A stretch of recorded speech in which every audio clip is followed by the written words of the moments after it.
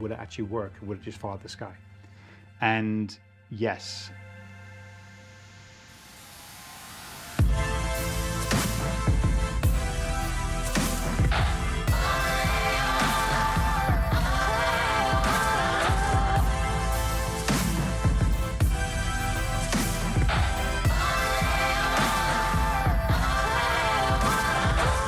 Hello and welcome to DadTech. Today we have an incredible view of the Avata 2. Let's start with comparing it to the Avata 1. Love it, fun, and fun is the key word for all of these DJI FPV type drones. My actual review of it, I had three things that I really wanted to be fixed and to look at, and this is it. First one would be the diving motion. See the frame of the drone. If you can see, it's clearly there, and where the port and where you put the SD card. The last one, everyone comments on this, is the noise. They fixed the very simple placement of the SD card, mini SD card reader and the USB-C. They fixed it, they give us a little flap right here. DJI know how to make drones, and I was just surprised on the Avata 1 when they put it in that spot, and I said in that review, DJI know what they're doing, they're very good with drones. It just seems like they could have put that port somewhere, anywhere other than where they put it. The noise level with the Avata 1 was just, you knew it was in the air.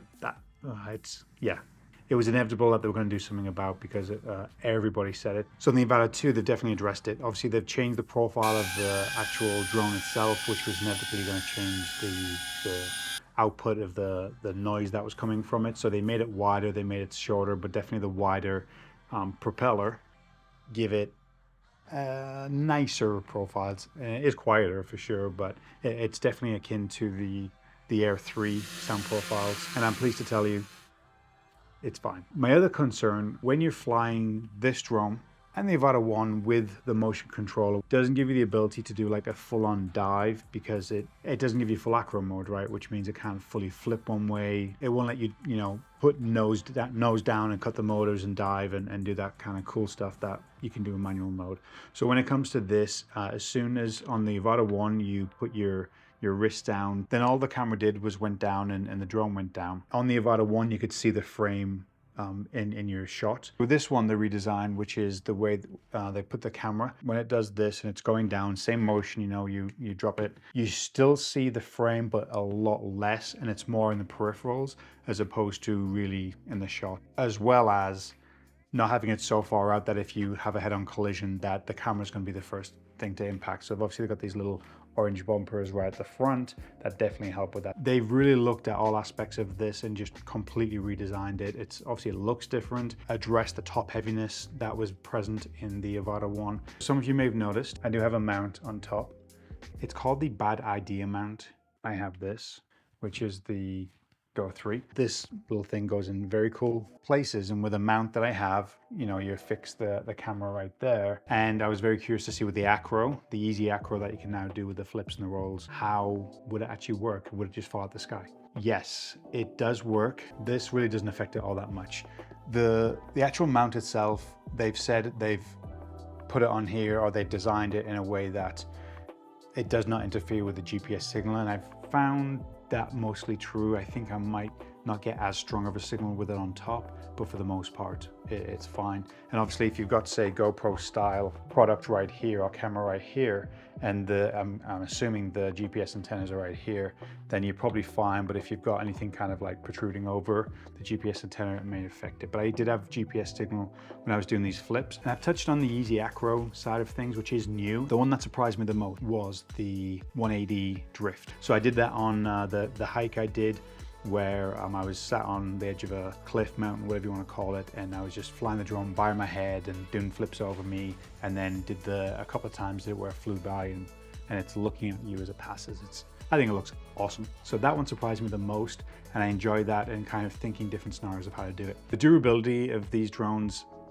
surprises me to no end. The same company that make this, the Bad Idea mount, they also make ribbed protectors, ribbed duck protectors, different colors. I think that's probably a very good idea. It gives, some sponginess to the outer frame. I think that probably leads me nicely into the FPV stuff, and more specifically the FPV controller. And I found it very difficult to get the new version of it. So at this point, no manual flying, only, this trusty thing. The little redesign here, so I'll tell you, I went from the Avata 1 with the Integra goggles and the Motion Controller 2. So this is a very similar upgrade to the Motion Controller 2, and they've made a little bit of an adjustment to the trigger here where you bring it in a little bit and the drone doesn't move other than if you rotate your wrist, it'll orientate itself and you're around, and then you start squeezing at that little point and it'll start to progress. I like it, but the precision flying of it, in some scenarios, like I previously mentioned, when it's like you're trying to get up and you're trying to get down, it doesn't quite work for that, in my opinion. You have the joystick to go up and down, which is important. But really, let's just say for anyone who's learning FPV or, you know, this style of FPV with this, a beginner, a novice, someone, a kid, whoever it may be, it is fantastic. With the goggles, the improvements based on the previous generation, I would say obviously the headband, the fact that it doesn't rest on your nose anymore or your cheekbones, it's all around the headband. They put cameras in the front to try and solve that as well. So instead of having to lift your goggles up, staying within your vision, double tapping the side, bringing the camera view up, and then all of a sudden you can now see. But everyone's talked about this. I'm sure this is not the first review you're coming across about this drone. Everyone's mentioned the field of view as this. Great innovation. I'm sure a couple of generations down the line, they might get a little bit more for along with it, but it's there, and you can turn on like 3D. So it takes the two images and feeds it to your eyes. Slightly different, as you know, that 3D stuff works. So the thing that people have not talked about, you got to be careful with these things because they can move around. You turn them and you've on the screen gives you diopter adjustments. You can lock these. People aren't talking about this. I've not heard any YouTuber talk about it yet. But right here, press it in, turn, that would be clockwise, and it locks. This isn't moving, nor is the dial spinning for the diopter. There's a little thing you may not have known. The little rubber gasket, you might call it, does a fantastic job of keeping the light out. You get it just right, so it just fits nicely, snug on your face, and away you go. The last thing I'll mention actually with the goggles is the ability where in the top menu here, you'll have the ability to link up your device, phone or iPad. I haven't heard many people say that either, to the flyer. And the feed from the goggles is going directly to the phone or the iPad. Clearly the iPad, a bigger screen, is so much better. Without any wires, remember, so good. And it gives you that flexibility of doing it. And then it also gives you the ability to have, say, a spotter or somebody else monitoring your flight from the iPad, or someone who just might be interested in watching you fly around.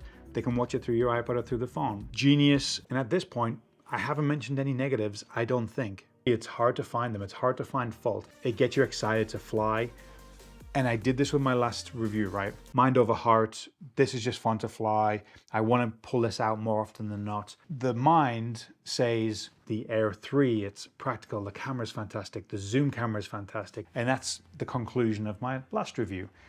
The two together are a great pairing, because you've got the battery life of the Air 3, the camera of the Air 3, and you can obviously insert Mini 3 Pro, Mini 4 Pro, the new 4K, the Mavic series, the Air series. You can insert any of these drones, partner it up with an Avata 1 or an Avata 2. Can't say more good things about the Avata 2. To finish, if you have any questions, let me know. Links will be in the description for these products. With all that said, have a great day. Take care. Bye.